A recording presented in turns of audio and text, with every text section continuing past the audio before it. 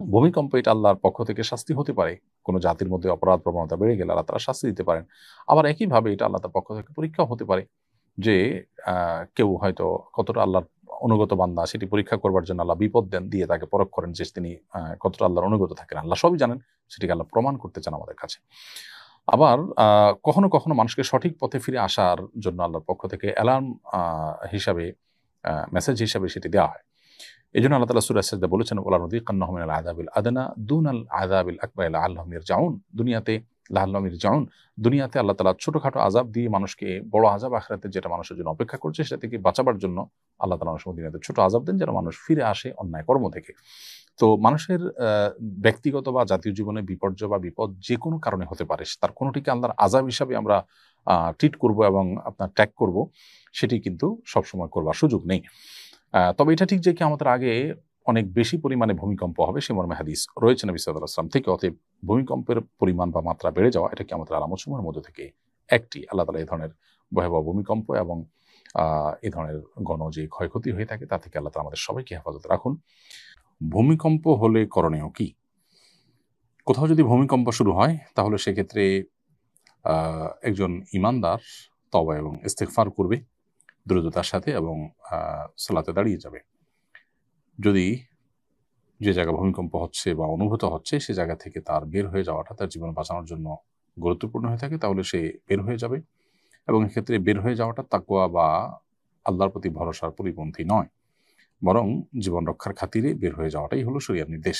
আল্লাহ তাআলা আমাদেরকে বলেছেন, ওয়ালা তুলকু বিয়াইদিকুম ইলা তাহলুকা, তোমরা নিজেদেরকে ধ্বংসের দিকে ঠেলে দিও না। সো ধ্বংস হতে যাচ্ছে জানলে আপনি সেখান থেকে বের হয়ে যাবেন।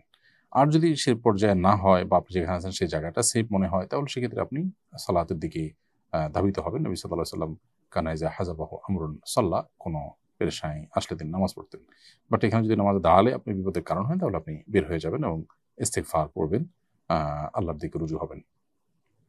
সাধারণত এই ধরনের পরিস্থিতিতে ইস্তিগফার, তওবা এবং এই জাতীয় আমলগুলো জিকিরের মাধ্যমে যদি আমরা নিজেদেরকে নিরাপদ জায়গায় সরাবার চেষ্টা করি, আল্লাহ না করুন এর মধ্যে মৃত্যু হলেও আমি মুত্তাকিদের মৃত্যু বরণ করলাম। আর যদি আল্লাহ তাআলা আমাকে সেভ করেন তাহলে সেক্ষেত্রে ইস্তিগফার এবং আল্লাহর কাছে ক্ষমা প্রার্থনা, তওবা এগুলো সাধারণত মানুষের বিপদ কাটার কারণ হয়। তাহলে আমি এর মাধ্যমে আল্লাহর কাছ থেকে বিপদ মুক্তির স্কোপ পেলাম। এজন্য দুই দিক থেকেই ইস্তিগফার এবং তওবার আমলটা আমাদের জন্য সবচেয়ে বেশি গুরুত্বপূর্ণ, অন্তত এই সময়টাতে। নতুন বিয়ে করে আমি প্রবাসে এসেছি। আমি ঋণগ্রস্ত এবং বাড়িতে বিয়ের উপযুক্ত 4 বোন আছেন। আমার স্ত্রী বলছেন আমি বিদেশে থাকায় নাকি তার হক নষ্ট হচ্ছে। সংসার পরিচালনার জন্য দূরে থাকলে কি শরীয়তের দৃষ্টিতে স্ত্রীর হক নষ্ট হয়? বাড়িতে চলে গেলে বোনের বিয়ে দেয়া, ঋণ পরিশোধ করা এবং সংসার চালানো কঠিন হয়ে পড়বে। আমার করণীয় কি? আ বিবাহিত মানুষের জন্য স্ত্রীর হক আদায় করাটা কর্তব্য। যেহেতু আপনি বিবাহ করেছেন, বিবাহিত মানুষ, সো আপনার স্ত্রীর শারীরিক হক, জৈবিক হক যদি আপনি আদায় না করেন এবং যার ফলশ্রুতিতে নিজেকে নিয়ন্ত্রণ করতে না পারেন তাহলে সেক্ষেত্রে আপনি অবশ্যই গুনাহগার হবেন যদি তিনি গুনাহের পথে পা বাড়ান বা পা বাড়ানোর মতো পরিস্থিতি তৈরি হয়।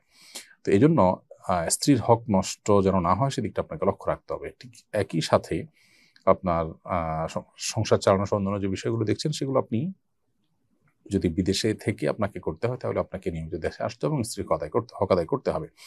আপনি সর্বোচ্চ 4 মাসের মধ্যে একবার স্ত্রীর আ আ হক আদায় করলে বা দেশে আসলে সেক্ষেত্রে আপনি হয়তোবা আ স্ত্রীর হক আদায় করেছেন এবং এক্ষেত্রে স্ত্রীর আপত্তি আ এটাকে অগ্রাহ্য আপনি করতে পারবেন। সেটা যদি না করতে পারেন, আরো লম্বা সময় হয়, তাহলে আপনি স্ত্রীকে ম্যানেজ করে যদি হয়, তাকে সবর করান, তার তাকে ধৈর্য ধারার নসিহত করান, তিনি তাকে মানিয়ে নিতে পারেন, তাহলে সেক্ষেত্রে বিনয়ের সাথে, বিনম্রতার সাথে আলোচনার মাধ্যমে তাকে যদি আপনি না মানিয়ে নেন, তাহলে সেটা আপনার জন্য জায়েজ হবে লম্বা সময় থাকা। আর যদি সেটা না করেন, তাহলে সেক্ষেত্রে আপনি ঠিকই গুনাহগার হবেন। প্রশ্ন হলো যে তাহলে আমার ঋণ এগুলোর কি হবে? তো উত্তর হলো যে আপনি দেশে চেষ্টা করবেন। আপনার জন্য বিদেশ যাওয়াটা আল্লাহ তাআলা ফরজ করেন নাই। আপনি দেশে গিয়ে চেষ্টা করবেন। হয়তো অল্প সময়ে ঋণ পরিশোধ হতে সেটা লম্বা সময় লাগবে। কিন্তু আপনাকে আ ব্যালেন্স করতে হবে। আপনি ঋণ পরিশোধ করতে গিয়ে বা সংসার চালাতে গিয়ে, ভাই-বোনকে আপনার টাকা-পয়সা দিতে গিয়ে স্ত্রীর হক যেন নষ্ট না হয়।